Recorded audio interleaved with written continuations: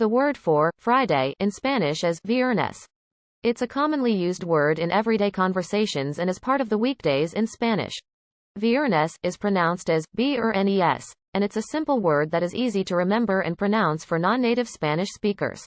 For example, I have plans for Friday, can be translated as tengo planes para el viernes, or my favorite day of the week is Friday, can be translated as mi día favorito de la semana es el viernes.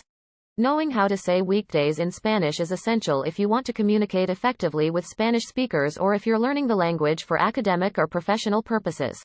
So next time you need to use the word Friday in Spanish, remember to use viernes and incorporate it into your sentence with ease.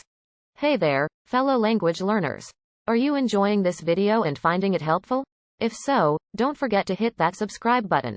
By subscribing to our channel, you'll never miss out on our latest language learning videos. Also check out description pages to check out some amazing books which will help you learn Spanish language.